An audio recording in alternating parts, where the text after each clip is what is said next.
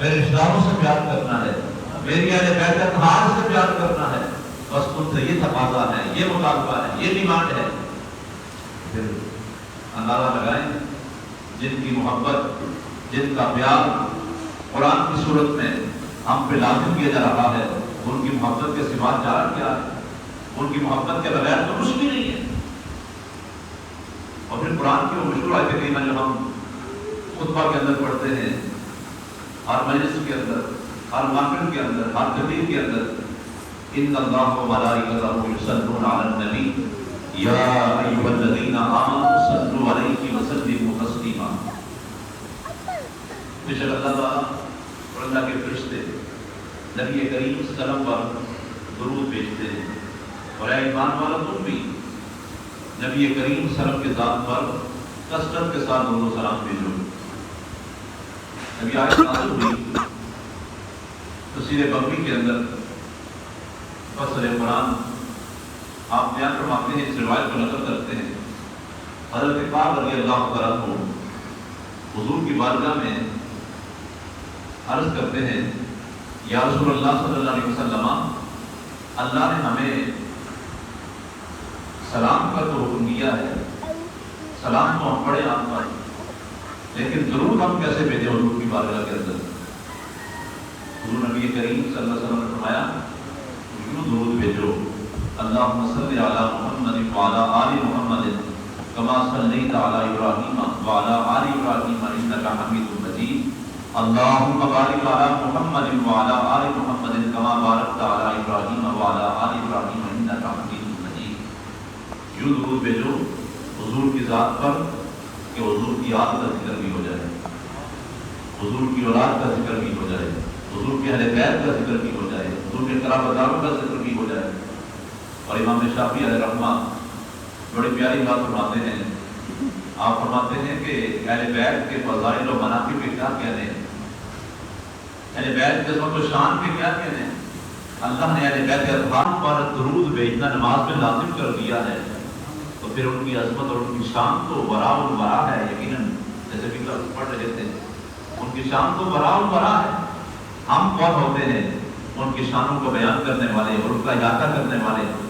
ہمارے لیے تو ممکن نہیں ہے کہ ان کو جو اللہ نے عطا کی ہے شان، جو مقام دیا ہے، جو مرتبہ دیا ہے، جو فضائل دیے ہیں، جو مناقب دیے ہیں، ان کا احاطہ کر سکیں۔ حدیث پاک میں آتا ہے، حضور نبی کریم صلی اللہ علیہ وسلم نے فرمایا، میری اہل بیت اطہار کی مثال کشتی نوح کی چیز ہے، جو اس کشتی میں سوار ہو گیا وہ کامیاب ہو گیا، اور جو اس کشتی میں سوار ہونے سے رہ گیا وہ غرق ہو گیا۔ اس کشتی میں سوار ہونے سے مراد کیا ہے؟ جو ان کی محبت کو دل میں بسائے گا وہ دونوں جہاں میں کامیاب ہوگا، اور جو ان کے بغض کو دل میں بسائے گا وہ دونوں جہاں میں ناکام و نامراد ٹھہرے گا۔ افسوس ہم نے حضور کی نسبتوں کا آپس کے اندر مقابلہ کرنا شروع کر دیا۔ خرابی کہاں پیدا ہوئی؟ جب ہم افراط و تفریط کا شکار ہوئے۔ کسی نے صحابہ کرام کو لے لیا، کسی نے اہل بیت اطہار کو لے لیا،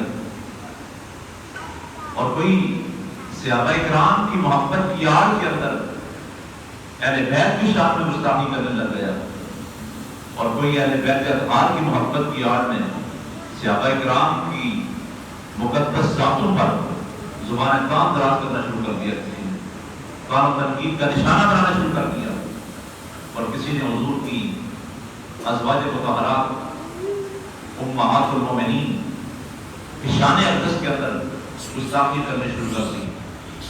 لیکن آپ اپنے مقدر پہ ناز کریں، ہمیں اپنے وقتوں پہ ناز کرنا چاہیے کہ اہل سنت و جماعت وہ مقدس گروہ ہے، اور ہم اس کشتی کے مسافر ہیں اور اس کارواں میں شامل ہیں کہ جہاں پر حضور کی تمام نسبتوں کا ادب اور حیا اور پاس رکھا جاتا ہے، چاہے وہ سرکار کے والدین کریمین ہیں، چاہے وہ سرکار کے ازواج مطہرات ہیں، چاہے وہ حضور کے صحابہ ہیں، چاہے وہ حضور کی آل ہیں، اولاد ہیں، حضور کے بیٹے ہیں، حضور کی بیٹیاں ہیں، اور آگے ان کی اولاد ہے، ہم تو حضور کی تمام نسبتوں کا حیا کرنے والے ہیں، اور کامیابی بھی اسی میں ہے، نجات بھی اسی میں ہے۔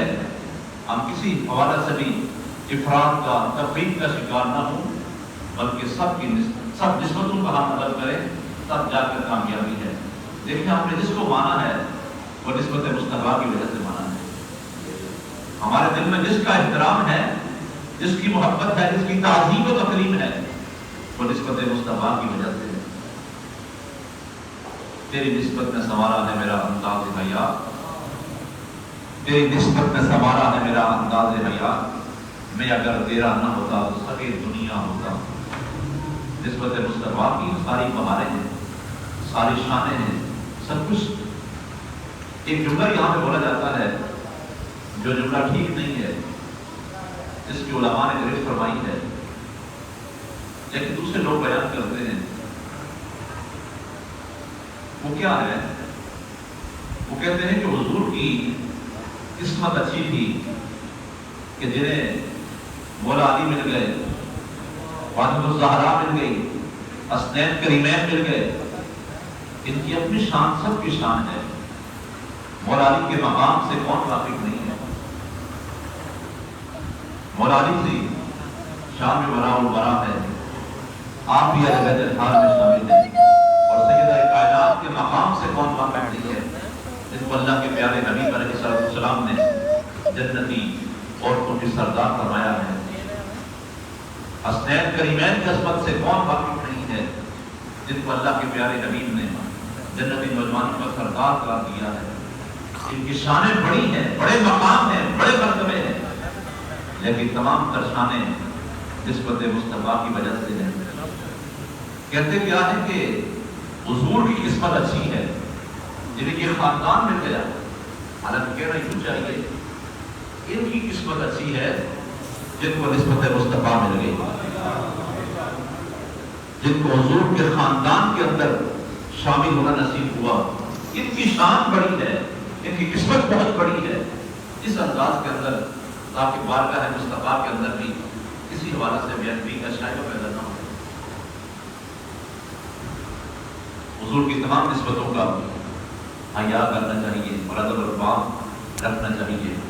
بعض اوقات محرم الحرام کے اندر کچھ ایسی چیزوں کا بیان کیا جاتا ہے، میں نے پہلے عرض کیا، اہل بیت اطہار کی محبت کی آڑ میں، محبت کے بغیر ہم کہتے ہیں کہ کوئی کامیابی نہیں ہے، اہل بیت کے پیار کے بغیر کوئی کامیابی نہیں ہے، بلکہ سیدنا فاروق اعظم رضی اللہ تعالیٰ عنہ یہ بات میں کہتا ہوں، اہل بیت کی محبت کی آڑ میں آپ جانتے ہیں، سنتے ہیں کہ مجالس کے اندر صحابہ کرام کی شان کے اندر گستاخی کی جاتی ہے، توہین کی جاتی ہے، تبرہ بازی ہوتی ہے، اور خاص کر خلیفہ اول سیدنا ابو بکر صدیق رضی اللہ عنہ کی شان کے اندر بے بات گفتگو ہوتی ہے۔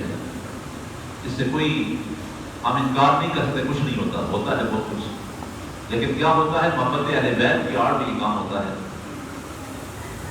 حالانکہ صدیق اکبر رضی اللہ عنہ آپ فرماتے ہیں، قسم ہے اس ذات کی جس کے قبضہ قدرت میں میری جان ہے، مجھے اپنے قرابت داروں سے بڑھ کر حضور کے قرابت داروں سے پیار ہے،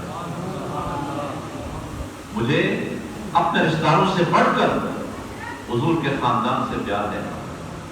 اگر آج ہم اتنی صدیاں گزرنے کے بعد اہل بیت کی محبت کرتے ہیں اور ان کی محبت کا دم کرتے ہیں اور اس کا اظہار کرتے ہیں، تو کیا وہ شخصیات جو حضور کی بارگاہ کے اندر بیٹھنے والے، چہرہ مصطفیٰ کی زیارت کرنے والے اور خود حضور کی بارگاہ کے اندر ذات و تنفس طے کرنے والے، پڑھنے والے، قرآن پڑھنے والے، قرآن سمجھنے والے، حضور کے فرامین سننے والے، کیا ان کے بارے میں ہم یہ گمان کریں کہ ان کے دل میں اہل بیت کی محبت نہیں تھی، اہل بیت کا پیار نہیں تھا، حضور کے خاندان کی محبت نہیں تھی؟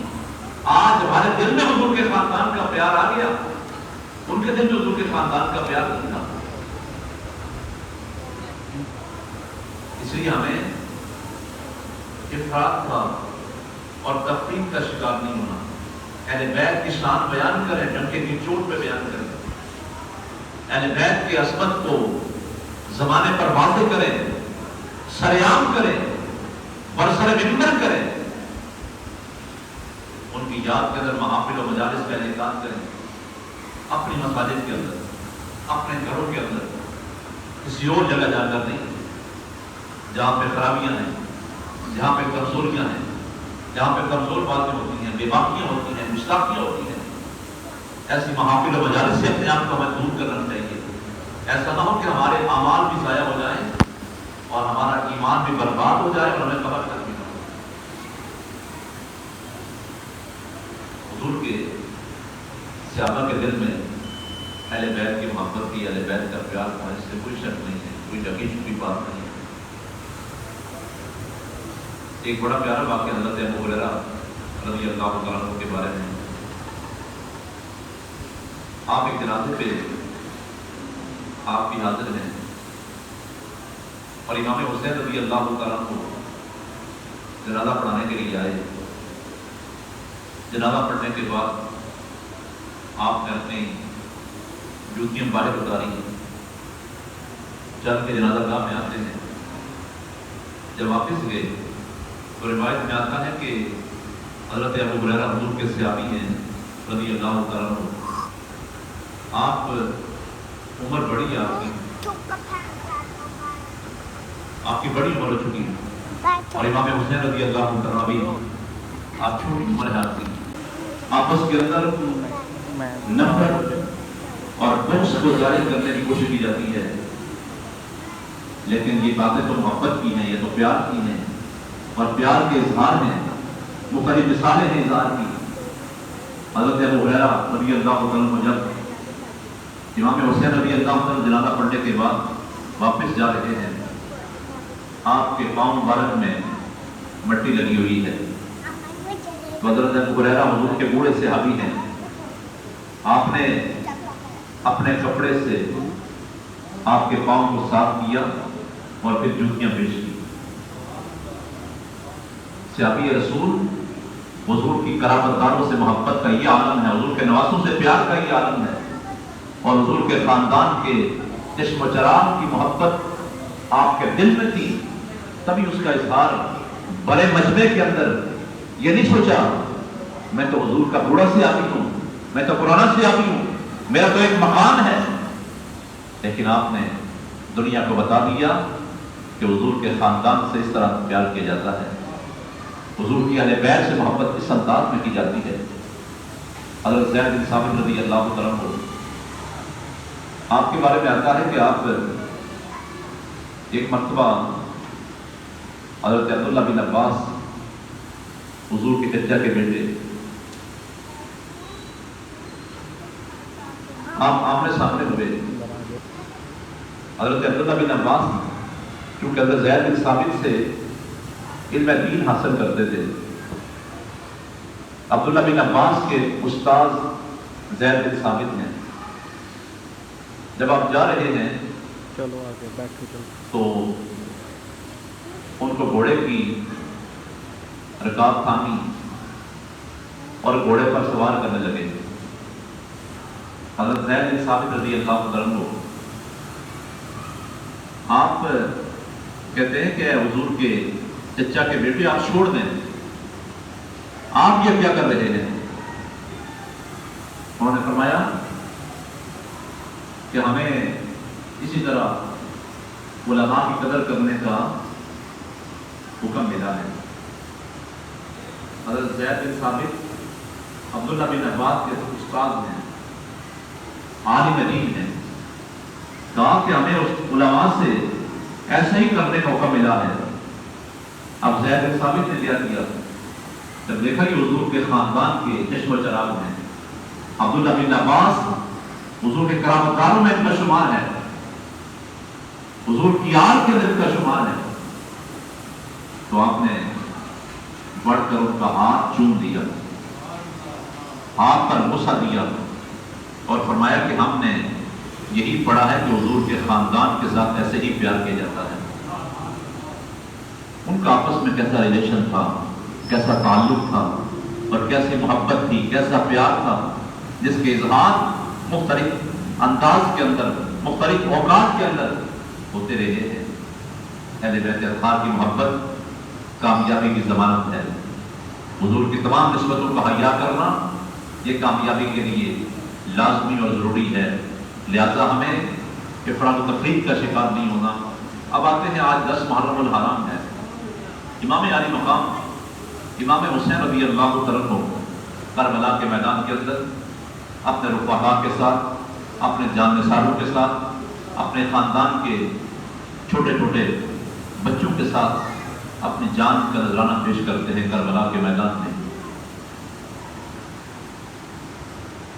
لمحہ فکریہ یہ ہے، افسوسناک صورتحال یہ ہے کہ ہم نے واقعہ کربلا کو صرف داد و تحسین کا ایک واقعہ سمجھا، رونا رلانا، بیان کرنا، ماتم کرنا، سر میں خاک ڈالنا، بس اسی چیز کو ہم نے سمجھ لیا کہ بس سال کے بعد ہم یہ کام کر لیں گے، لنگر پکانا، لنگر کھلانا، سبیلے لگانا، بس ہم اسی کے اندر کھو کر رہ گئے۔ جو کربلا کا مقصد تھا اس کو ہم نے نہیں کیا، جو حسینی فکر تھی اس کے علم بردار ہم نہیں بن سکے۔ معاشرے کے اندر دو قسم کی فکر ہے، ایک حسینی فکر ہے اور ایک یزیدی فکر ہے۔ ہم نے فکر حسینی کو اپنایا نہیں ہے، ہم یزیدی فکر کو پروموٹ کر رہے ہیں، اس پر ہم پیرا ہیں، لیکن فکر حسینی پر عمل کرنے کی کوئی تیار نظر نہیں آتا۔ امام حسین کا ذکر تو گلی گلی ہو رہا ہے، کریہ کریہ ہو رہا ہے، نگر نگر ہو رہا ہے، شہر شہر ہو رہا ہے، بستی بستی ہو رہا ہے، لیکن کیا ہم فکر حسینی کو بھی لینے کے لیے تیار ہیں؟ ذکر حسین کو ہے ہونا چاہیے، لیکن فکر حسین لینے والا کوئی ہو۔ آج ہمارا معاشرہ ظلم کی آواز کا بن چکا ہے، آج ہمارا معاشرہ ناانصافی کی آواز کا بن چکا ہے۔ بڑوں کے لیے اور قانون، چھوٹوں کے لیے اور قانون، اسلامی حدود کی پامانی، قرآنی قوانین کی پامانی، قرآنی حدود سے تجاوز کر رہے ہیں۔ آج کردار حسینی کو اپنانے کی سخت ضرورت ہے۔ سامعین گرامی قدر، یزید کا کردار کیا تو ذرا ہم اس پر نظر دوڑائیں۔ ہم بیان کرتے ہیں، سنتے ہیں، پڑھتے ہیں کہ یزید ظالم تھا، فاسق تھا، فاجر تھا، زانی تھا، شرابی تھا، بدکار تھا، نمازوں میں سستی کرنے والا تھا، موسیقی کا شوقین تھا، میوزک کا دلدادہ تھا، محارم کے ساتھ نکاح کو جائز سمجھنے والا تھا، حرام کو حلال کرنے والا، حلال کو حرام کرنے والا تھا۔ یہ سب کچھ اس کے اندر موجود تھا۔ تو کیا آج ہمارے معاشرے کے اندر یہ سارے جرائم پائے نہیں جا رہے اور سب کچھ اپنے عروج پر نہیں ہے؟ اور کیا ہم سب اس کا حصہ نہیں ہے؟ کیا صرف محفل کا انعقاد کر لینا، مجلس کا انعقاد کر لینا، کیا امام علی مقام کی اس قربانی کے ساتھ انصاف ہے؟ یزید نے جو کام کیا، امام علی مقام کو شہید کیا، آپ کے رفقا کو شہید کیا، آپ کے خاندان کے افراد کو شہید کیا، یہ کام تو اس نے بعد میں کیا، لیکن امام علی مقام اس کے خلاف نکلے کیوں ہیں؟ آواز بلند کیوں کی ہے؟ اس کا وہ کردار ہم سامنے کیوں رکھتے ہیں؟ یزید کا کردار کیا تھا؟ اس وجہ سے امام علی مقام نے آواز بلند کی کہ وہ اسلامی حدود کو بحال کر رہا تھا، قرآنی قوانین کا سریعان مذاق کر رہا تھا، توڑ رہا تھا، ظلم و بربریت کا مظاہرہ کر رہا تھا، اور ظلم کے خلاف جو آواز اٹھاتا اس کی آواز کو بزور بازو، بزور طاقت دبایا جا رہا تھا، اور پھر اس کے ظلم کے آگے کوئی بھی کھڑا نہیں ہوتا تھا۔ آج کسی نے عقیدت جانی کہ ہم یزید کے ہاتھ میں ہاتھ دے دیں، ہماری نجات ہو جائے، ہماری بخشش ہو جائے، ہم بچ جائیں دنیا کے اندر جس کے ظلم سے، لیکن نواسہ رسول جگر گوشہ بطول امام علی مقام امام حسین رضی اللہ تعالیٰ کو تو ایسا نہیں کر سکتے تھے. اگر آپ بھی یہ بات کرتے تو پھر قیامت تک آنے والے ظالموں کے لیے ایک مثال بن جاتی کہ دیکھیں امام حسین نے بھی طور پر یزید کی بیعت کو کر دی تھی. کیا طور پر جان بچانے کے لیے بیعت کر دی جائے کچھ نہیں ہوتا. جان بچ جائے، رفقا بچ جائیں، خاندان کے افراد بچ جائیں. لیکن امام علی مقام کی نظر قیامت تک آنے والوں پر تھی. آپ نے باطل کے ہاتھ میں ہاتھ نہیں کیا، باطل کے ہاتھ میں ہاتھ نہیں کیا، یزید کے ہاتھ میں ہاتھ نہیں کیا، بلکہ آپ نے اپنا سر تو دے دیا لیکن اپنا ہاتھ یزید کے ہاتھ میں نہیں کیا. شاہ اسد حسین، بادشاہ اسد حسین، دین اسد حسین، دین پناہ اسد حسین، سرداد ندا دست یزید، حقا کے بقائے لا الہ اسد حسین. امام علی مقام نے یزید کے ہاتھ میں ہاتھ نہیں کیا، اپنا سر دے دیا، بچے دے دیے، رفقا دے دیے، جان نثار قربان کر دیے، لیکن اسلام کی آن کو بچا لیا، اسلام کی شان کو بچا لیا، اسلام کی عظمت کو بچا لیا اور قیامت تک آنے والوں کے لیے اپنی زندگی کی مثال چھوڑ دی کہ کبھی بھی حق کے ساتھ باطل کے ساتھ سمجھوتا نہیں کرنا، حق کو نہیں چھوڑنا، اور اس کی کتنی بڑی قیمت بھی دینی پڑ جائے قیمت ادا کر دو. جان جات کیا جائے، رفقا جاتے ہیں جائے، اولاد جات کیا جائے، سب کچھ بھی قربان ہو جائے، لیکن بس دین بچ جائے. اسی لیے کہتے ہیں قتل حسین اصل میں مرگ یزید ہے، اسلام زندہ ہوتا ہے ہر کربلا کے بعد. سامعین گرامی قدر، ہر دور کے اندر ایک حسین کی ضرورت ہے. آج بھی بے حیائی اپنے عروج پر ہے، ناچ گانا اپنے عروج پر ہے، معاشی ویرانی اپنے عروج پر ہے، پوری نظام ہے، سب کچھ قرآن کے خلاف، اسلام کے خلاف ہمارے ملک میں رائج ہے اور اب سب اس کا حصہ ہے. انفرادی طور پر بھی ہم اسلام کی سرحدوں کو توڑ رہے ہیں اور اجتماعی طور پر بھی ہماری صورتحال بالکل اچھی نہیں ہے. لہذا آج بھی ہم حسینی کردار کا بردار بن جائیں. انفرادی طور پر بھی، اجتماعی طور پر بھی اگر ہم کردار حسینی کو اپنائیں گے تو تبھی جا کر ہم دنیا کے اندر عروج حاصل کر سکتے ہیں، کامیاب ہو سکتے ہیں، عزت کے ساتھ رہ سکتے ہیں.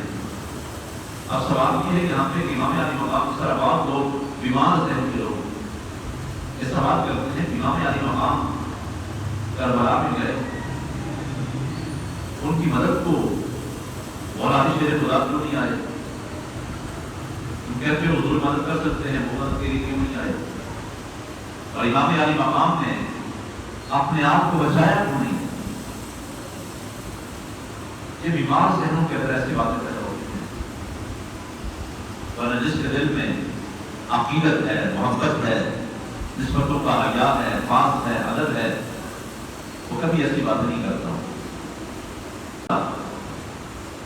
ایک بڑا پیارا واقعہ، شاہ محمد غوث گوالیاری رحمۃ اللہ علیہ انڈیا کے اندر قلعہ گوالیار میں آپ رہتے ہیں، اللہ کے ولی اللہ میں گزرے. اس وقت کا راجا، اس کے کام لوگوں نے بھرنے شروع کر دیے. یہ مسلمان فقیر لوگ اس کے مرید بن رہے ہیں، کثرت سے لوگ اس کے پاس جا رہے ہیں. ایسا نہ ہو کہ تمہاری سلطنت کی خاتمے کے لیے یہ خطرہ بن جائے. ایسے کرو اس کو اپنے ریاست سے نکال دو، ریاست گوالیار اس کو نکال دو. بڑی تیزی کے ساتھ لوگ اس کی طرف جا رہے ہیں، مرید بن رہے ہیں. تو ایسے کرو اس کو اپنی ریاست سے باہر نکال دو. ان لوگوں کی باتوں کا بادشاہ پر اثر ہوا، راجا پر اثر ہوا، اور اس نے انہیں حکم کیا کہ تم سورج غروب ہونے سے پہلے یہاں سے اپنا سامان لے کر نکل جاؤ. تمہیں یہاں پر نہیں ہے، آپ نے سامان باندھنا شروع کر دیا. اللہ کے بندے لڑتے نہیں ہیں, لڑائی نہیں کرتے, وہ تو اللہ کی رضا پر راضی ہیں. اللہ جیسے راضی ہیں اس کی رضا پر راضی ہیں. آپ نے سامان باندھنا شروع کر دیا. آپ کے مریدین محبین پریشان ہے کہ حضور آپ ایسا کیوں کرتے ہیں؟ فرمایا کہ موقع مل چکا ہے, یہاں سے ہم نے کچھ کرنا ہے, نکل جانا ہے. لوگوں نے کہا کہ حضور آپ ایسے کریں, اس کے لیے بددعا کرتے ہیں کہ یہیں پر تباہ و برباد ہو جائے. آپ نے پلان نہیں کرنا چاہیے. ہم اللہ کی رضا پر راضی ہیں. جب تک اللہ نے چاہا ہم یہاں پر رہے, اب اللہ کی مرضی ہے تو ہم یہاں سے کچھ کرتے ہیں. جب آپ نے سامان باندھ کر اپنے مریدین کے ساتھ اس ریاست سے نکلنا شروع کیا تو وقت کے حاکم نے, بادشاہ نے, راجا نے آپ کے پیچھے اپنی فوج لگا دی, فوج کی سپاہی لگا دی کہ ریاست کی حدود سے ان کو باہر نکال کے آنا ہے تاکہ واپس نہ آ جائے. جا رہے ہیں, جب کافی دور چلے گئے ان فوجیوں کا دل نیت میں پتھر آ گیا. انہوں نے کہا کہ ہم ان کا ایسے کرتے ہیں کہ سارے قافلے کو ہم لوٹ دیتے ہیں, کہ کس کے ساتھ فریاد لے کر جائیں گے؟ بادشاہ نے نکال دیا ان کو اپنے پلس سے, اب یہ کہاں جائیں گے؟ یہ تو کہیں پر شکایت نہیں کر سکیں گے. ہم ایسے کریں کہ ان سب کو لوٹ دیں, ان کے مریدوں کو بھی سب کا سامان ہم ضبط کر دیں. لوٹنا شروع کر دیا. آخر میں شاہ محمد غوث گوالیاری رحمۃ اللہ علیہ, آپ گھوڑے پر سوار ہیں, ڈاکو آپ کے گھوڑے کی طرف آتے ہیں. آپ کے پیچھے آپ کی 9 سال کی نواسی بیٹھی ہوئی ہے, اس کے کانوں میں سونے کی بالیاں ہیں. جب وہ ڈاکو, وہ فوج کے سپاہی آپ کی نواسی کی طرف آتے ہیں, کانوں سے سونے کی بالیاں کھینچی, نکالی تو خون کے فوارے جاری ہو گئے. شاہ محمد غوث گوالیاری رحمۃ اللہ علیہ آپ نے پیچھے مڑ کر اپنی نواسی کو دیکھا. آپ جلال میں آ گئے اور جلال میں آ کر آپ کے ہاتھ میں چھڑی تھی. روایت میں آتا ہے کہ چھڑی ہے. آپ نے چھڑی کو گھمایا. 500 ڈاکو تھے, وہ فوجی تھے, ان سب کے سر قلم ہو کر زمین پر گئے. جن کے غلاموں کا یہ عالم ہے, طاقت کا یہ عالم ہے, تو خود اس خاندان کے چشم و چراغ امام عالی مقام کی قوت کا, طاقت کا عالم کیا ہوگا, جن کی غلامی کی وجہ سے اللہ کے ولیوں کو یہ طاقت نصیب ہوئی. ان کے تصرف کا یہ عالم ہے. چھڑی گھمائی اور 500 ڈاکو کے سر قلم ہو کر زمین پر گرتے. اگر امام عالی مقام چاہتے تو کربلا کا نقشہ بدل سکتا تھا, لیکن آپ نے نہ مطالبہ کیا, نہ دعا کی, نہ کچھ چاہا, بلکہ اللہ کی رضا پر آپ راضی رہے. لیکن بیمار ذہنوں سے اور جن کے دل میں بوجھ ہو, ایسی باتیں آپ کو سننے کو ملیں گی, ملتی ہیں. لیکن ہم نے اپنا قبلہ درست رکھنا ہے, عقیدت کا, عقیدے کا صرف درست رکھنی ہے, تبھی جا کر کامیابی ہے, تبھی جا کر نجات ہے. بس ہم نے اہل بیت کا ذکر بھی کرنا ہے, لیکن ان کی تعلیمات, ان کی سیرت, ان کی روشن کردار کو بھی اپنی زندگی کا حصہ بنانا ہے, اور فکر حسینی کے بھی علم بردار بن جائیں, تاکہ معاشرے سے ہر قسم کی یزیدی کردار کا خاتمہ ہو جائے, چاہے وہ ہمارے بستی کے اندر ہے, چاہے وہ ہمارے شہر کے اندر ہے, چاہے وہ ہمارے ملک کے اندر ہے. آج ضرورت ہے ہم کردار حسینی کو اپنا کر, فکر حسینی کو اپنا کر اپنا درست سمت کے اندر چلنا شروع کریں. انشاءاللہ منزل مقصود پر پہنچ کر رہیں گے. اللہ کریم کی بارگاہ میں دعا کرتے ہیں کہ ہماری میری معروضات کو اپنی بارگاہ میں قبول فرمائے. اللہ کریم ذکر اہل بیت کا صدقہ مالک ہم سب کو دین کی راستے پر استقامت نصیب فرمائے. اللہ کریم جنہوں نے بھی آپ کا ذکر کرنے کے لیے اس غزل کا انعقاد کیا ہے, اللہ پاک سب کی کوششوں اور کاوشوں کو اور سب کی خدمات کو اپنی بارگاہ میں قبول و منظور فرمائے. قرآن کے ساتھ ہمارا تعلق قائم ہو جائے.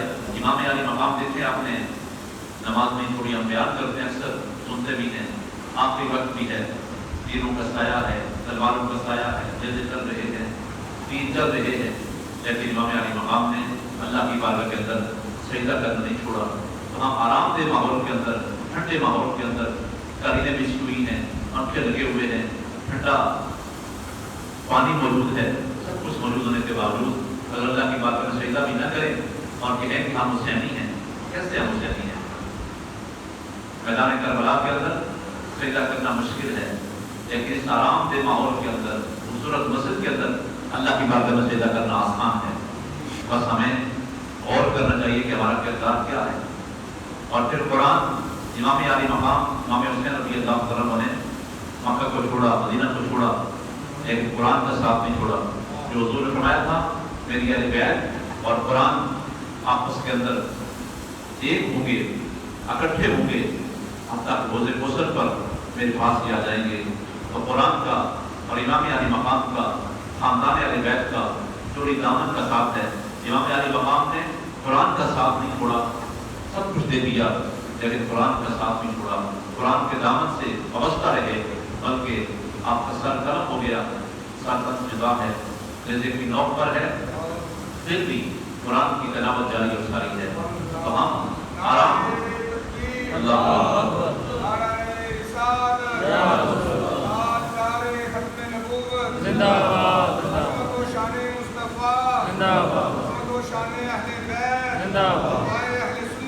ہمیں قرآن کی محبت، اپنے دامن کو قرآن کے ساتھ جوڑنا چاہیے، ٹوٹا ہوا تعلق پھر سے بحال کرنا چاہیے، اور قرآن کے قوانین کے نفاذ کے لیے، اسلامی نظام کے نفاذ کے لیے بھی اپنی کوششیں جاری رکھنی چاہیے۔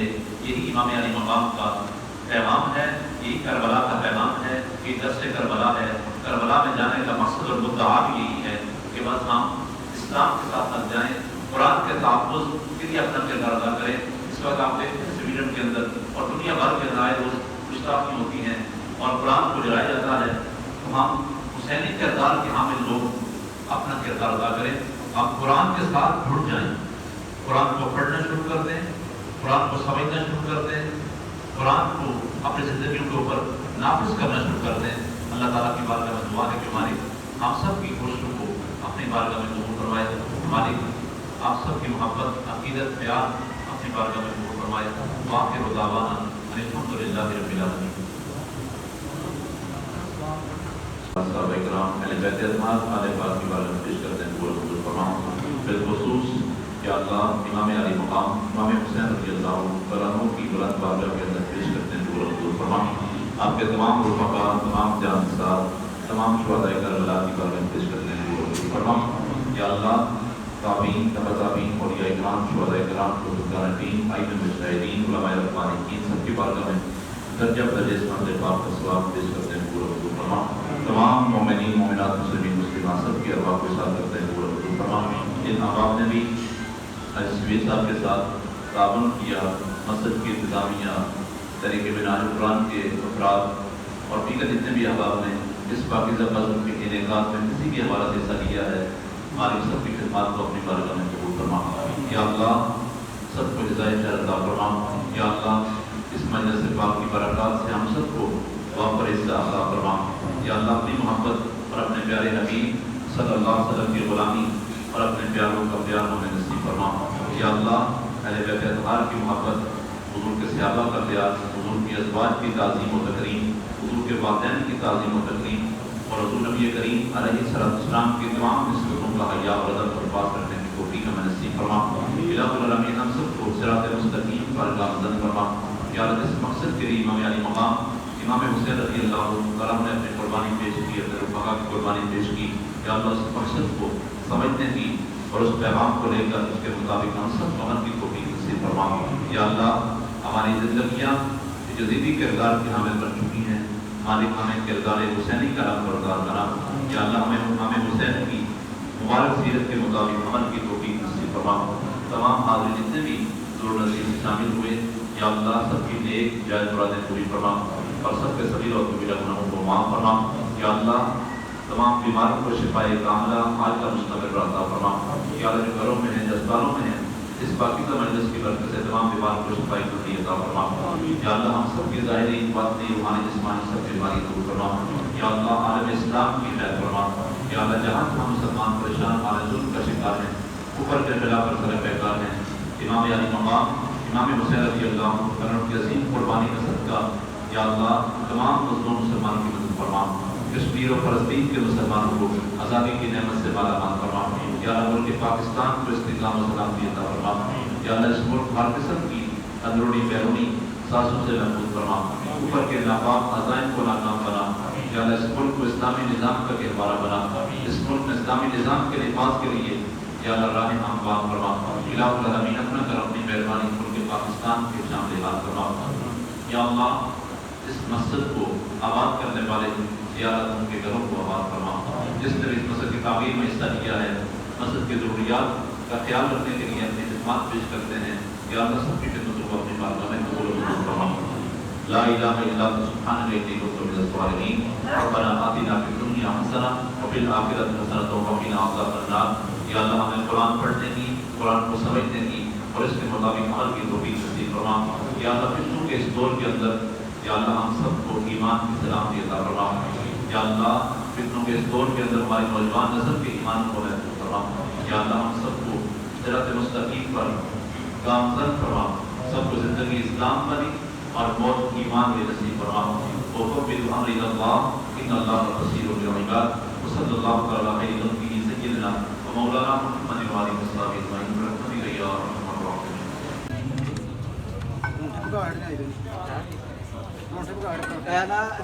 چھوٹے دو بندے پڑے والے کر لو بھائی، کسی چاہیے نا اس کو دیکھ لو۔